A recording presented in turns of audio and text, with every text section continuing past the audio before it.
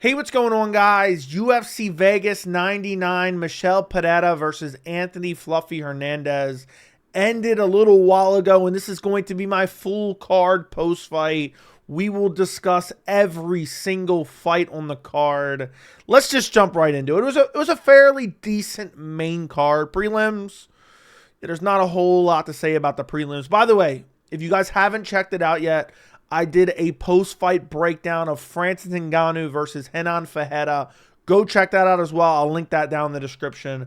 But let's jump right into it, starting with the very first fight. We have Austen Lane versus Robelis Despaigne. I broke this down in my full card prediction video, and I said, look, everyone's going to pick Robelis Despaigne. I'm going to pick Robelis Despaigne, but don't be shocked if Austen Lane beats him. And the only thing I'm shocked at is the fact that Austen Lane only won via decision. Basically, within the first 30 seconds or so, there was like a leg kick. Robelis Despaigne falls down, gets out grappled for basically the entire first round. I think he gets up once, gets taken back down. Second round, more competitive. Robelis Despaigne has some moments. Austen Lane doesn't get him down till late second round. And doesn't do any damage with it, even though I think he might even got full mount towards the end of the second round. So I gave it to Despaigne. I gave him second round to Despaigne. So it's 1-1 heading into the third. And, of course, Austen Lane is able to get Despaigne down, I think with like 3 minutes left. Controls him, beats him up, eventually gets into full mount, does some damage there towards the end. Clearly wins the third round. So I had Austen Lane winning 29-28, which I believe were all three of the judges' scorecards. Robelis Despaigne has no grappling. Just because he's a freak of nature with a crazy reach and he's crazy tall and he has power and he's fought Taekwondo in the past doesn't mean he's an elite heavyweight at all. I mean, the heavyweight division is garbage. And I saw this coming, but unfortunately I didn't see it coming clear enough. But yeah, Robelis Despaigne has no grappling at all. Might as well book him against the guy who fought Junior Tafa last week. That'd be a match made in heaven. Honestly, that guy would beat the crap out of him, to be honest. That guy's way better than Robelis Despaigne. I think Robelis Despaigne is one of the worst fighters in the entire UFC. I'm not even kidding. But the UFC brought him in basically because the heavyweight division is garbage. So Austen Lane gets it done via unanimous decision. Next fight on the card, we have Melissa Martinez versus Alice Ardelean. This is the first fight I can ever say both fighters were brutally robbed. I never thought I'd say that. Both, literally, I'm being dead serious. Melissa Martinez was brutally robbed, and Alice Ardelean was brutally robbed. Melissa Martinez wins via unanimous decision. And if I'm not mistaken, all three judges had it 30-27. I don't know what they were smoking. This was a clear 29-28 win for Alice Ardelean. And so you're probably like, well, Joey, then how did Melissa Martinez get robbed? If she won and she should have lost. In the third round, Melissa Martinez won the third round. That's the only round she won. First and second, she's being pressured. Alice Ardelean's landing the better shots. Third round, Melissa Martinez is winning. She's landing good elbows, even cut her open. With like 2 minutes left, she lands a filthy body kick right to the liver. Drops Ardelean. It is not even close to a low blow. There's no interpretation in which it is a low blow. And Keith Peterson jumps in. She throws like 2 follow-up shots afterwards. Keith Peterson jumps in, says it's a low blow. He then confers with, I believe, Herb. Herb then tells him it's not a low blow. I can only barely hear Keith Peterson, but at first he says, oh, it should be a TKO. The fight's over. And I guess someone says, no, restart him. So then they restart him and they go to decision. So if the judges get the scorecards right, then it should be Ardelean's win, 29-28, winning the first 2 rounds. I don't know what happened here, but the right person won. Because at the end of the day, Melissa Martinez should have got a finish in the third round. It should have been a third round TKO. Keith Peterson royally screwed up. So it's a weird situation where Ardelean should have won on the scorecards, but she should have lost via TKO, but the referee saved her. Realistically, Keith Peterson should have waved it off a TKO. She was folded. The body shot ended her. She was done. So very weird fight, very weird outcome. The right person wins in Melissa Martinez, but still the scorecards were horrible. Next fight on the card, we have Jessica Penne. We have 3 women's MMA fights in a row. Good thing I watched PFL. Jessica Penne versus Elise Reed.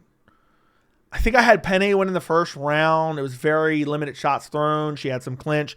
Second and third, Elise Reed just outstruck her. What's there more to say? Jessica Penne, time to retire. I don't go off stats, but you can see the numbers here, even if they're remotely close, even if they're within 25% correct. Basically Jessica Penne just got outstruck. She tried to clinch. She tried to look for takedowns. Elise Reed battered the lead leg, particularly in the third round. A lot of these fights I only half watched while I was watching PFL, so I went back and rewatched. That's why this video is coming out so late. So I need you guys to know I went back and rewatched 3 women's MMA fights that I already watched, just so you guys know. So Elise Reed gets it done, only to barely talk about him for 2 minutes in this video. Okay, next fight. We have Jocelyn Edwards versus Tamires Vidal. This is actually a good fight. Slugging it out in the first round. Jocelyn Edwards landing spinning back fist, and Tamires Vidal rushing forward, throwing the big shots. I forgot exactly what I had this fight scored. I think Jocelyn Edwards won every round, if I'm not mistaken, because it was kind of competitive on the feet. Tamires Vidal would win a little bit in the clinch, but then Edwards would take her down. I think she got a takedown in every single round. Third round, gets her down, gets the rear naked choke. I think Tamires Vidal at one point was like looking for a leg lock, and that's how she gave up her back, and then she didn't fight off the choke at all. So Jocelyn Edwards wins via third round rear naked choke. Not really, anything crazy to say about Jocelyn Edwards. She missed weight. I don't think she fits in any weight class in the UFC. I was going to say I don't think she belongs in this weight class, but there is no weight class for her.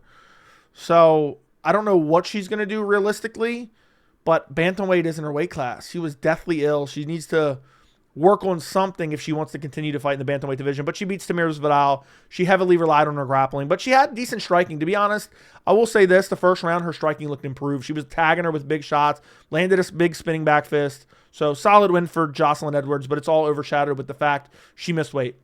Next fight on the card, Brad Katona versus Jean Matsumoto. Great fight. Back and forth fight. Slugging it out. I believe I had first round for Brad Katona. It was close. He landed a big elbow that rocked Matsumoto. Second round, slugging it out some more. Matsumoto landed more shots. Third round was razor close, but I had it for Matsumoto. And, I think at the end, Matsumoto got a takedown, did a little bit of damage. Brad Katona gets in on a takedown, gets it like last 10 seconds of the round. Third round was razor close. So let's see what they have on the stats. Yeah, look. Again, I don't believe in stats at all, but I'm just saying, even if these were close, razor close third round, I had it slightly edged out for Jean Matsumoto. Matsumoto's in his early 20s. I think he's like 24. So mid-20s, like 24, 25. Man, he looked good. Brad Katona, while he's not like an elite fighter by any means, he's not like, top 15 bantamweight, he's still a good measuring stick. He's like a gatekeeper for like maybe the top 30. And Matsumoto looked good, man. The striking looked good. He was going out there and just slinging with big punches. Brad Katona was as well. This was a great fight. Legitimately, this was a great fight. Lots of leg kicks from both guys. Katona was checking leg kicks. Matsumoto was throwing big shots and landing. Katona was throwing big shots and landing. Great war. Matsumoto gets it done. I had it 29-28. I thought it could have went either way because the third round was kind of up for grabs. But yeah, Matsumoto gets it done. Next fight on the card, I believe this is the feature prelim. If I'm not mistaken, we have Matheus Nicolau versus Asu Almabayev. Why is this fight escaping my memory? I don't know why. First round, basically nothing happened, if I'm not mistaken. This is why the fight was not, I don't want to say completely uneventful, but it was kind of uneventful. I think the first round, Matheus Nicolau basically did nothing. Asu Almabayev did a little bit more, won the first round. Second round, I think that's when Nicolau almost had a guillotine. Asu Almabayev was able to escape, lost his shorts, gets up, is like pointing at his shorts and trying to defend himself, and finally the referee steps in and lets him pull his shorts up. And I think I had a second round for Nicolau. He landed some decent shots, had the guillotine attempt. And then the third round, Almabayev rocks him, I believe it with an uppercut, but there was like a combination left to right that he landed after the uppercut. Smashes Nicolau, ends up on top of him for a good bit in the third round. Clearly wins the third round. So I had 1 and 3 for Asu Almabayev. I believe this was if I'm not mistaken, let me see if it shows it on here. Of course, it does not show it on here. I believe Nicolau was like number 7, and I believe Almabayev was ranked number 14. So Almabayev going to jump into that top 10 now. So in the flyweight division, I don't know if Nicolau gets elevated off a loss. That's what Dana White wants nowadays. But Asu Almabayev, good grappling, good cardio, good striking overall. Fight was a little bit lackluster first 2 rounds. It could have been better, but Nicolau is a really tricky opponent because he's really good everywhere, but he tries to kind of avoid the fight a bit. Good footwork, a lot of lateral movement, hard to track down. And it just seems like Nicolau's always in fights like that. But Asu Almabayev gets it done. First fight on the main card. This got fight of the night. Darren Elkins versus Daniel Pineda. This fight was insane. Absolutely insane. Let me just break this fight down to you in the most simplest way I can tell you. Basically, it was Daniel Pineda pulling guillotines nonstop, getting close, getting mount off the guillotine, but just never being able to finish it. Daniel Pineda won the first round with guillotine attempts that he ended up in full mount, and then he would do damage from top control. Second round, Darren Elkins did more damage and won the second round. Then it was an outright war. Third round, Darren Elkins had a little bit more cardio. I thought in the first round, honestly, I thought Pineda finished him with the guillotine. But throughout the fight, there was multiple times that seemed like Darren Elkins was going to get finished by the guillotine. And damn it if he didn't get out of it every single time. Third round, razor close round, back and forth. Pineda, I think, got a couple guillotines in this round as well, ended up on top. But ultimately, it was razor close. Last minute, Darren Elkins gets Pineda down, and Pineda's completely gassed at this point. And basically, Darren Elkins ends up riding out the round on top, does a little bit of damage there, winning the third round, in my opinion. Darren Elkins gets it done, 29-28 decision. Daniel Pineda retires in the cage afterwards. I believe it was in the second round it started. His right eye was completely shut. So shout out to him. He's a savage. He fought through it. You know, there was no doctor that even came and looked at it. The ref didn't even say nothing about it. It was nasty. It was swollen up. It was completely shut. Darren Elkins, as always, was completely cut up. He has nasty scar tissue. This was a straight up war. Darren Elkins, you go to war with Darren Elkins, unless you're the elite of the elite, you know, most likely you're going to lose. So Daniel Pineda, I picked Daniel Pineda to win, and I thought he was going to get that guillotine in the very first round. I was like, oh, great pick. But Darren Elkins, he's very, very hard to finish. He only loses to the elite of the elite. So Darren Elkins gets it done. Daniel Pineda retires after losing a couple fights in a row. Next fight on the card, Jake Hadley versus Cameron Smotherman.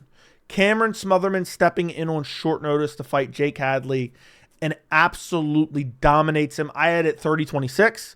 The second round was a 10-8 round for Smotherman because Jake Hadley kicked him in the nuts in the first 30 seconds. And then a couple minutes later, he eye pokes him. So Chris Tione, I believe it was, took a point. What's annoying to me is, why is it as soon as somebody gets fouled, whether they get kicked in the nuts or they get eye poked, at least for Chris Tione, and it seems like in other fights as well, the referee gets up in their face and starts breathing in their face. It was driving me nuts in this fight because Chris Tione, give him some space, bro. He doesn't need to smell your breath right after he got kicked in the nuts. But it was annoying me, man, because Jake Hadley was getting tired because Smotherman, first round, walking him down, beating him up, ripping to the body. First 2 minutes, I was on live stream. I said, Smotherman's going to win, man. Smotherman's going to win. And he was boxing him up, ripping to the body, had Jake Hadley backpedaling. Second round, same thing. And right after the eye poke, and it seemed like Smotherman, it really bothered him. It was a bad eye poke, really bothered him. Soon as they started it back up, boom, Jake Hadley shot it on a takedown and got it. And I said, so help me God, if this eye poke changes the trajectory of the fight, I'm going to be so annoyed. But then in the third round, you know Jake Hadley's down now 2 rounds, plus he lost a point. He needs a finish, okay? He needs a finish. Essentially, at this point, Smotherman's up 3 points, 20-17 at the end of the second round would have been the scorecard. And Cameron Smotherman comes out and starts walking Hadley down, throwing caution to the wind, throwing wildly, landing good shots. Hadley would occasionally land a good counter that would kind of get Smotherman's respect. But it was crazy. Smotherman was fighting in the third round like he was down on the scorecards. Like he had a point deducted. So great win from Cameron Smotherman. I don't think Jake Hadley's that good. I think he's overrated. I think he was brought in because he's a UK prospect, even though I believe he missed weight on Dana White's Contender Series, if I'm not mistaken. Great win for Cameron Smotherman. Took it on short notice. Took the moment that he got with this short notice replacement opportunity and made the best of it. Was clearly happy to be in the UFC. Shout out to Cameron Smotherman. Gets it done. Next fight on the card, Charles Johnson versus Sumudaerji. Charles Johnson wins via unanimous decision. I thought this was a robbery. I believe it was 29-28 across all scorecards.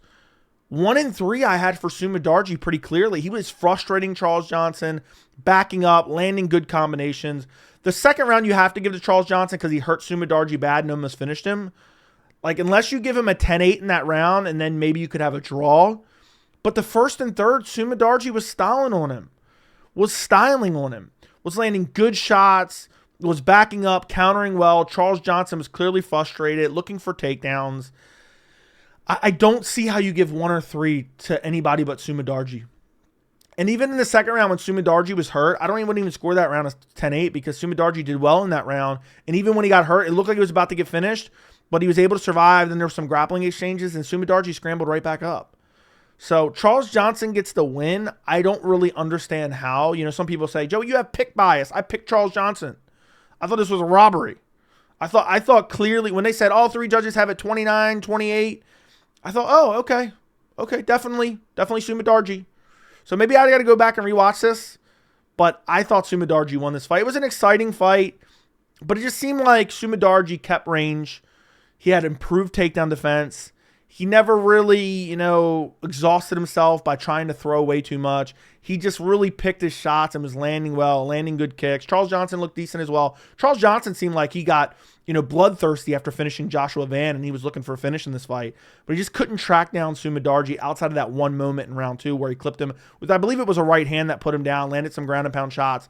There were some scrambles on the ground, but Sumudaerji ultimately survived and got back to his feet. But yeah, this was a questionable decision, and I'm shocked that it wasn't even a split decision, which is wild to me that not even one judge said, you know what? I'm going to give it to Sumudaerji because he won 1 and 3. So weird scorecard. Next fight on the card, we have Rob Font versus Kyler Phillips. I'm suspicious of Kyler Phillips. Rob Font wins via unanimous decision. Kyler Phillips has always had suspect cardio. And then in his last fight, his cardio looked unbelievable. So I'm like, okay, I don't see how Rob Font can win because Kyler Phillips isn't going to gas. Kyler Phillips outgrappled Rob Font for the majority of the first round, landed some good ground and pound shots. At one point, I thought he almost hurt. I thought he hurt Rob Font with an elbow, like bounced his head off the canvas with an elbow. Rob Font couldn't get up. It was an easy takedown. I think he eventually got up, but he struggled to get up. He got up towards the end of the first round. And then after that, Kyler Phillips was just gassed. Rob Font was walking him down, beating him up, just tagging him on the feet in the second and third, just walking him down, ripping to the body. Kyler Phillips would occasionally get a single leg, but Rob Font would work his way right back up. And as the fight went on, Kyler Phillips was just more and more exhausted, had no cardio. After the first round, he was gassed. That's crazy because we've seen this in the past. We saw it against Hadley Paiva, where he won the first round. Almost, I believe he 10-8 at Hadley Paiva and then lost the second and third because he had no gas tank. But in that, at least he put out a lot of output. In the first, he didn't even put that much output, a decent amount, but nothing crazy. Like, oh, he gassed himself looking for the finish. He never even really looked for the finish. So Rob Font gets it done. It seems like when Rob Font gets to fight some of these young, up-and-coming whippersnappers, he always sends them back. Kyler Phillips, Adrian Yanez, or Yanez, whatever you want to call him, knocked him out, and now he beat up Kyler Phillips and really dominated him in the second and third. Walked him down and whooped his ass, man. It was a beating, too. If Rob Font had power, Kyler Phillips would have been sleeping, but Rob Font has pillow punches, so unfortunately for Rob Font, and fortunately for Kyler Phillips, he didn't get put out. So Rob Font gets it done, gets another win, stays in the top 10. Kyler Phillips, another prospect, young up-and-coming prospect in the bantamweight division, sent back by the savvy veteran Rob Font. Next fight on the card, the main event, Anthony Hernandez versus Michel Pereira. Man, Anthony Hernandez beat the dog shit out of Michel Pereira. He whooped him bad, guys. And honestly, if I would have picked Michel Pereira, I'd be sick tonight. I'd really genuinely be sick tonight. He had nothing outside of the first 45 seconds. Absolutely nothing. And going into this fight, my initial pick was Anthony Hernandez is going to outgrapple him, wear him down, and beat him up. And then when I was kind of, making my predictions, I was thinking, maybe I should pick Michel Pereira. He's huge. He's dynamic. He's powerful. Anthony Hernandez has that soft body. But you know what I said to myself? I said, no. Every time I change my pick, I'm wrong. So I'm sticking with Anthony Hernandez to walk him down, beat him up, gas him out, and whoop him. And I thought he was going to get the finish. I thought it was going to be third round finish too. But he ends up getting a fifth round TKO. Basically, the way this fight went down, Michel Pereira hurt him with a body shot early, followed up with some good rips to the body with his hands, some shots upstairs, had Anthony Hernandez kind of folding up against the fence with about 4 minutes and 14 seconds left in the first round, so the first 45 seconds. And then after that, it was Anthony Hernandez walking him down, beating him up. Got a takedown at the end of the round, some ground and pound. First round is up for grabs. A lot of the follow-up shots after Pereira hurt him with a teep kick didn't really land super clean. When I watched the replay, it didn't land super clean. So I would give Anthony Hernandez the first round, to be quite honest. In real time, I was like, you know what, I'll probably give that to Pereira. But then watching the replay of like the crazy exchange in the first minute, I was like, you know what, none of those shots really landed. You know, some of them did, but I thought Anthony Hernandez did enough after that to win the round. And then after that, basically second round, Michel Pereira looked for a guillotine off a takedown attempt. And then Hernandez just on top of him, just beating the shit out of him. Pereira gassed out after the first round, beating the shit out of him. Third round, same thing. Second and third round, Anthony Hernandez was really kind of fishing for arm triangles and looking to get to the back and had mounted him a couple times and was landing some elbows. But Pereira was just surviving. Occasionally, Hernandez would prioritize damage and Pereira would be able to work his way back to his feet. But then Hernandez would walk him down, land big shots. Pereira didn't have anything to throw back. And then it was rinse repeat for fourth and fifth round. I mean, second, third, and fourth were all 10-8s. Fifth was going to be a 10-8 in my opinion. And I don't even think that's up for debate. I only think one judge got that right. I think the other two judges gave 10-8 rounds in different rounds. So I think one judge had 2, 3, and 4 10-8s. One judge did. And then I think one judge had like a 10-8 second round and one judge had a 10-8 third round and then had all the other rounds scored correctly. But it was second, third, fourth, and fifth were all going to be 10-8s. And, you know, I always complain about stoppages and the referee making mistakes. I got to give Herb Dean credit. This fight, Hernandez was beating the crap out of him, but there wasn't really any stoppable moments. I thought it multiple times maybe the corner could stop it.